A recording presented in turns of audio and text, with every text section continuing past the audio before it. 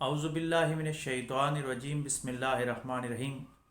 معزز ناظرین، السلام علیکم ورحمۃ اللہ وبرکاتہ۔ آج ہم اختلاف رائے کے حوالے سے گفتگو کرنا چاہیں گے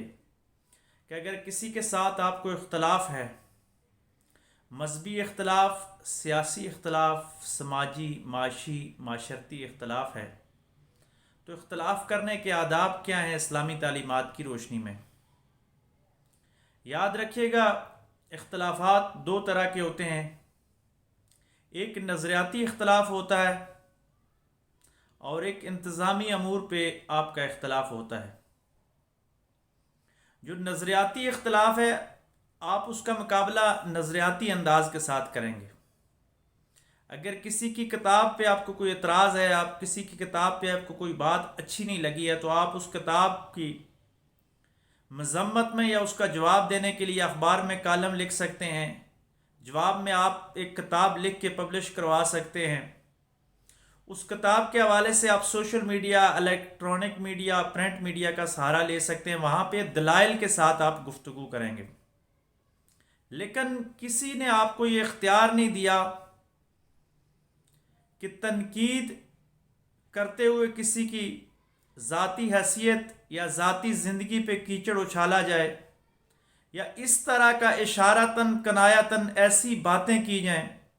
جس سے تضحیق کا پہلو نکلتا ہو، تو پھر وہ تنقید نہیں رہتی بلکہ وہ معاشرے میں ایک فساد بن جاتا ہے۔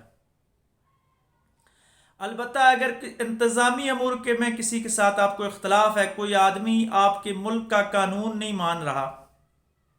یا کوئی آدمی قانون کی وائلیشن کر رہا ہے اور ایسی وائلیشن جس سے انسانیت کا نقصان ہو رہا ہے، تو پھر اسلام حکم دیتا ہے کہ جہاں ظلم ہو رہا ہو آپ ہاتھ سے اس کو روک سکتے ہیں، وہ روکنا آپ کا فرض بنتا ہے۔ اگر آپ اس کو نہیں روکیں گے تو پھر آپ بھی مجرم بن جائیں گے۔ اگر ہاتھ سے روکنے کی استطاعت نہیں ہے تو آپ زبان کا استعمال کریں گے، زبان سے اس کو روکیں گے، اور اگر زبان سے بھی نہیں روک سکتے تو کم از کم دل میں آپ اس کو ضرور برا کہیں گے۔ یہ ایمان کا حدیث کی روشنی میں سب سے کم ترین درجہ ہے۔ لیکن نظریے کا جو اختلاف ہے، آپ پیغمبر علیہ الصلوۃ والسلام کی زندگی دیکھیں، صحابہ کی زندگیوں کا مطالعہ کریں، اسلام کے جتنے بھی اکابرین گزرے ان کی زندگیوں کا مطالعہ کریں، تو انہوں نے علمی انداز کے ساتھ ایک دوسرے کے ساتھ اختلافات کیا ہے۔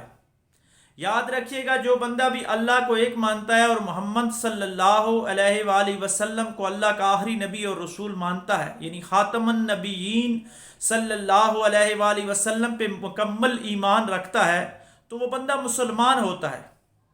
یعنی اسلام کے لیے شرط ہے کہ ہم اللہ کو ایک مانیں اور محمد صلی اللہ علیہ وآلہ وسلم کو آخری نبی مانیں۔ اس کے بعد اسلام کی جو لیجسلیشن ہے، تشریعات کے حوالے سے فقہا کا آپس میں اختلاف پایا جاتا ہے، علمی اختلاف۔ میرے آقا علیہ الصلوۃ والسلام کی حدیث کے مفہوم کے مطابق علمی اختلاف جو ہے وہ باعث رحمت ہے۔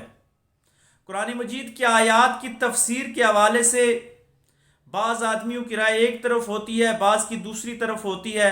ہماری احادیث کا مجموعہ ہے کہ حضور علیہ الصلوۃ والسلام نے زمان اور مکان کے حوالے سے مختلف ارشادات فرمائے ہیں۔ زمان و مکان کی میں آسان تشریح کر دیتا ہوں کہ وقت اور جگہ کے تعین کی وجہ سے حضور علیہ الصلوۃ والسلام کے فرمان مختلف ہیں۔ ایک طرف ایک حکم آتا ہے، دوسری طرف دوسرا حکم آتا ہے۔ جس طرح نماز کے کچھ حکم میں ہے کہ رفع یدین کے ساتھ حضور علیہ الصلوۃ والسلام نے نماز ادا فرمائی، یعنی آقا علیہ الصلوۃ والسلام نے ہر دفعہ اس طرح کر کے ہاتھ بلند کر کے نماز ادا فرمائی۔ لیکن اکثریت مقامات پہ حضور علیہ الصلوۃ والسلام نے صرف ایک دفعہ تکبیر تحریمہ کے وقت اللہ اکبر کیا اور اس کے بعد ہاتھ باندھ کے ہمیشہ نماز ادا فرمائی۔ لیکن اب دونوں طریقے امت کے لیے جائز، مستحسن اور سنت بن گئے۔ جو آدمی جس طریقہ پہ بھی عمل کرتا ہے وہ حضور علیہ الصلوۃ والسلام کی سنت سمجھ کے عمل کر رہا ہے۔ اللہ تبارک و تعالیٰ دلوں کے حالات جانتے ہیں، اس کو ضرور اس کا اجر ملے گا، ثواب ہوگا۔ اسی طرح فقہ کی جزویات کے اندر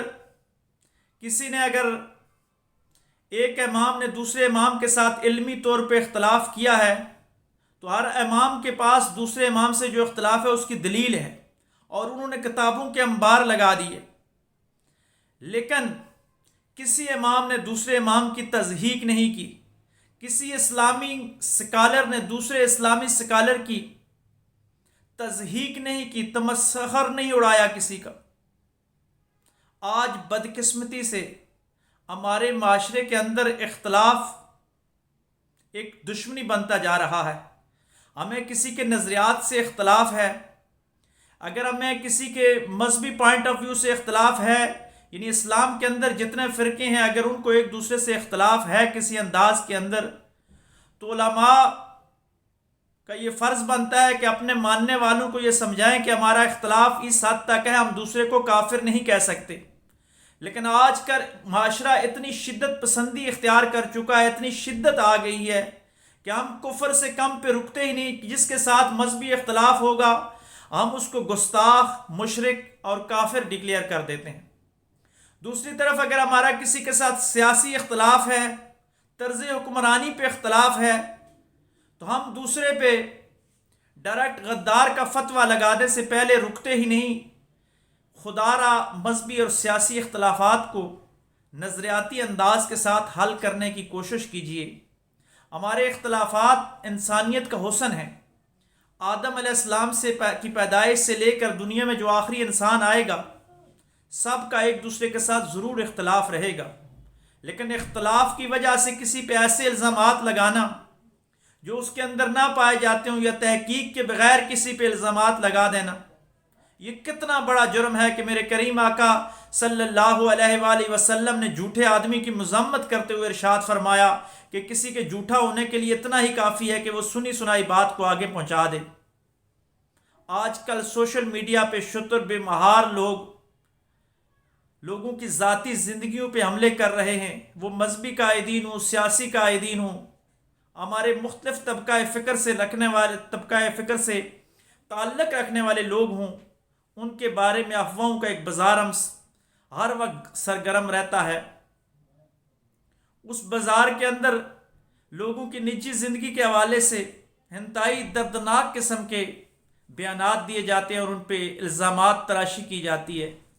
یہ صرف اور صرف اسلام سے دوری کی وجہ سے۔ مغرب نے جو ترقی کی ہے، ان کی ترقی کا ایک یہ راز بھی ہے کہ مغرب نے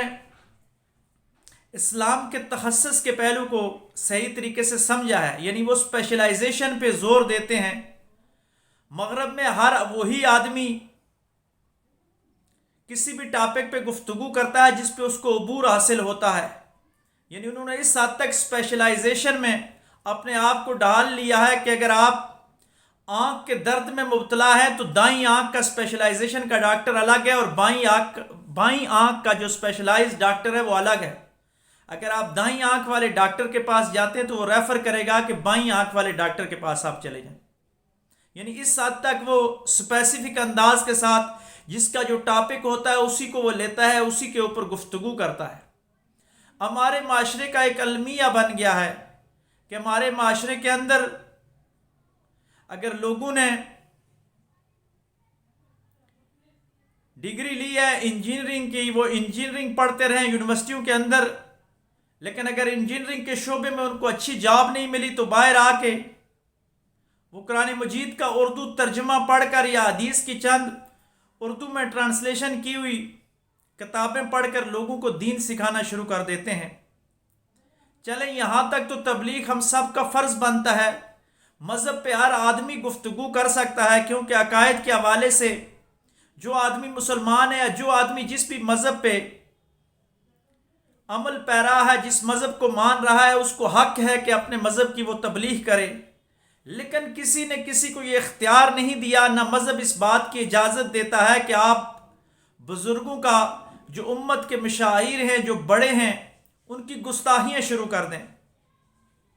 اسلام کی تو تاریخ یہ بتاتی ہے کہ اسلام محسنوں کو پسند کرتا ہے۔ حضور نبی کریم صلی اللہ علیہ وآلہ وسلم کی حدیث کا مفہوم ہے کہ جو آدمی لوگوں کا شکر ادا نہیں کرتا وہ اللہ کا شکر گزار کیسے بنے گا؟ ہمارے حضور علیہ السلام تو اپنے محسنوں کے ساتھ اچھا سلوک کرنے کا حکم دیتے ہیں۔ ہمیں تو یہ حکم دیا گیا کہ احسان کا بدلہ احسان کے سوا کچھ بھی نہیں۔ بر صغیر پاک و ہند میں بالخصوص اور دنیا کے سارے خطوں میں صحابہ اکرام کے بعد اگر کسی نے دین کو لوگوں کے دلوں تک پہنچایا تو وہ محدثین، مفسرین، مجاہدین کے ساتھ ساتھ عوام کے دلوں کے اندر جن لوگوں نے حکمرانی کیا وہ صوفیاء اکرام تھے، جنہوں نے سفینوں کو نہیں فتح کیا بلکہ سینوں کو فتح کیا ہے، لوگوں کے سینوں کے اندر محبت کا جوگ لگایا ہے۔ یہ ہندوستان کی سرزمین پہ عثمان علی اجویری آئے، انہوں نے صدیاں پہلے، آج سے کم و پیش 1000 سال پہلے یہاں لا الہ الا اللہ محمد رسول اللہ کا پودا لگایا، تو آج ہم لا الہ الا اللہ محمد رسول اللہ پڑھ رہے ہیں۔ میں مسلمان اس لیے ہوں کہ اس دھرتی پہ خواجہ معین الدین چشتی اجمیری نے آ کے لوگوں کو لا الہ الا اللہ سکھایا تھا۔ میں مسلمان اس لیے ہوں کہ یہاں مجدد الف ثانی رحمۃ اللہ علیہ نے جہاد کے عملی میدان میں حصہ لے کے یہاں اسلامی فلاحی ریاست کی بنیاد رکھی تھی۔ میں مسلمان اس لیے ہوں کہ ڈاکٹر علامہ اقبال رحمۃ اللہ علیہ نے سامراج کے نظریات کے ساتھ ٹکر لے کر مسلمانوں کے ایک عملی، تحقیقی اور فکری انداز کے ساتھ اس لحاظ سے تربیت کی کہ یہاں ایک اسلامی جمہوریہ پاکستان بن گیا، ایک اسلامی فلاحی ریاست بن گئی۔ آج ہم پاکستانی اس لیے ہیں کہ تحریک پاکستان میں ہمارے قائدین نے بڑی قربانیاں دی ہیں۔ نئی آنے والی نسل کو یہ بھرپور حق ہے کہ ان کی زندگیوں پہ ریسرچ کرے۔ یاد رکھیے گا، کوئی بھی مذہبی شخصیت ہو، سیاسی شخصیت ہو، قومی شخصیت ہو، تو وہ گناہوں سے پاک نہیں ہوتی۔ دنیا میں صرف انبیاء علیہ الصلوۃ والسلام کی ذات ہے جو معصومین ہیں، گناہوں سے پاک ہیں۔ ان کے بعد ہر بندے سے گناہ ہو سکتا ہے۔ آپ ان کی زندگی پہ ریسرچ کیجئے، تحقیق کیجئے، زندگی کے مثبت پہلو کو اجاگر کیجئے۔ اگر کوئی کمزوری کا پہلو ہے تو اس کے اوپر ریسرچ کیجئے۔ اگر امام ابو حنیفہ نے اس دور میں محدود وسائل کے اندر کوئی کام نہیں کیا تو آج آپ کے پاس وسائل موجود ہیں، آپ اس پہ کام کرنے کی کوشش کیجئے۔ اگر شیخ عبد القادر جیلانی رحمۃ اللہ علیہ نے تصوف میں کوئی ایسا کام نہیں کیا جو اس وقت کے حالات کے مطابق ان کے لیے وہ مواقع نہیں تھے، تو آج جدید دنیا میں آپ کے پاس سارے وسائل موجود ہیں۔ آپ تصوف کے میدان میں اتریے اور وہ کارنامے سر انجام دیجیے۔ آپ کو کس نے روکا ہے؟ اگر امام بخاری رحمۃ اللہ علیہ سے حدیث کے میں کوئی کمزوری رہ گئی ہے تو آپ میدان میں آئیے، اس کو پورا کیجیے، لیکن خدا را یہ روش تو نہ اپنائیے کہ آپ اپنے محسنوں کو گالیاں دینا شروع کر دیں، ان کے لیے کمزور الفاظ استعمال کرنا شروع کر دیں، تضحیق کا لفظ ان کے لیے استعمال کرنا شروع کر دیں، اور آپ اپنے بیانات میں اور سوشل میڈیا میں شتر بے مہار بن کر ان کے اوپر ایسی ایسی باتیں اور ایسے ایسے طرز برے جملے، ایسے لوگ جن کی زندگیاں اسلام کے اوپر گزر گئی، جنہوں نے اس اسلام کے جھنڈے کو بلند کرنے کے لیے اپنے گھر بار چھوڑ دیے، اپنی جانوں تک کا نذرانہ پیش کیا، آپ کے پاس اور میرے پاس کیا سند ہے کہ ہم کسی کو کہیں کہ میں فلاں آدمی کو آج پھکی دے رہا ہوں، یا میں تضحیق کے طور پہ یہ بات کہوں کہ فلاں بابے کا آج میں آپریشن کروں گا، یا فلاں بابے کی میں انجینئرنگ کروں گا؟ اگر آپ انجینئر ہیں تو آپ کو عمارتیں بنانی چاہیے۔ آپ اگر مذہبی سکالر ہیں، آپ کو مذہب کا شوق ہے، اللہ تبارک و تعالیٰ نے آپ کو دین سے نوازا ہے، تو علم کے ساتھ حلم بڑی چیز ہوتی ہے۔ آپ اندازہ لگائیے کہ اللہ تبارک و تعالیٰ قرآن مجید میں ارشاد فرما رہے ہیں، موسیٰ علیہ السلام کو اللہ حکم دے رہے ہیں کہ موسیٰ جب فرعون کے ساتھ اس کو دعوت دینے کے لیے جاؤ گے تو اپنی زبان نرم رکھنا، یعنی نرم لہجے کے ساتھ آپ اس کے ساتھ گفتگو کرنا۔ آپ دیکھو، فرعون اللہ کا دشمن ہے، خدائی کا دعویٰ کر رہا ہے، لیکن اللہ تبارک و تعالیٰ حکم دے رہے ہیں کہ اس کے ساتھ نرمی والا معاملہ عطا کرنا، نرمی کے ساتھ گفتگو کرنا۔ میرے کریم آقا صلی اللہ علیہ وآلہ وسلم کی سیرت کو آپ دیکھیں کہ لوگ مسجد نبوی میں آ کے پیشاب کرتے اور حضور علیہ الصلوۃ والسلام نے ان کو مارنے سے منع کیا اور مسجد کو صاف کیا اور لوگوں کے ساتھ حسن سلوک کیا۔ آج ہم اس نیج پہ پہنچ چکے ہیں کہ ہم غیروں کو چھوڑیں، ہم تو اپنے بزرگوں اور اپنے مشاہیر کے خلاف باتیں کرنا شروع ہو گئے اختلافات جائز ہیں، شخصیات کے ساتھ اختلاف کیا جا سکتا ہے، آپ کا بھرپور حق ہے، لیکن اختلاف کرتے ہوئے آپ سیرت نبی صلی اللہ علیہ وآلہ وسلم کی روشنی میں اختلاف کرنے کے آداب تو سیکھ لیجئے۔ کسی کے ساتھ آپ گفتگو کر رہے ہو تو گفتگو کا آداب کیا ہونے چاہیے؟ گفتگو کرتے ہوئے دلیل کے ساتھ بات کرنی چاہیے،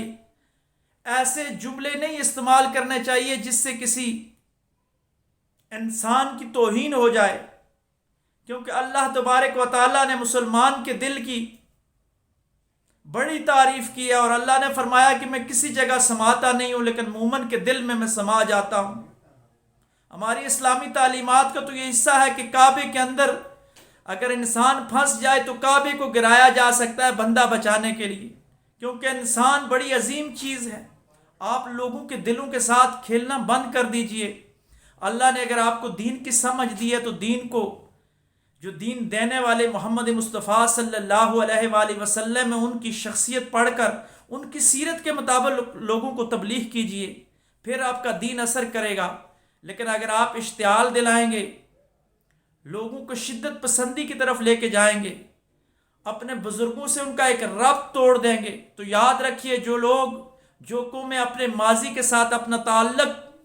کمزور کر دیتی ہیں ان کا مستقبل برباد ہو جاتا ہے، ان کا مستقبل ویران ہو جاتا ہے۔ مسلمانوں کا شاندار ماضی ہے، اور ہم ماضی کے ساتھ، شاندار ماضی کے ساتھ اپنا تعلق مضبوط کریں گے تو پھر تابناک مستقبل ہمارا انتظار کر رہا ہوگا۔ میں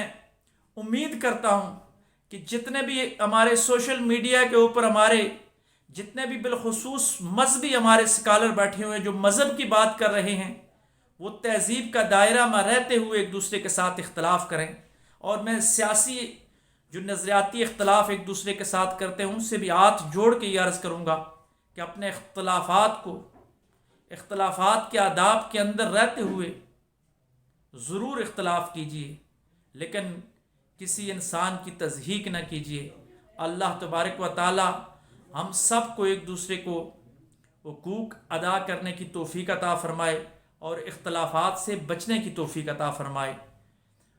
اور اگر اختلافات ہوں تو اختلافات کو قرآن و حدیث کے مطابق عمل کرنے کی توفیق عطا فرمائے، اور اختلافات کو قرآن و سنت کے مطابق حل کرنے کی توفیق عطا فرمائے۔ وآخر دعوانا ان الحمد للہ رب العالمین۔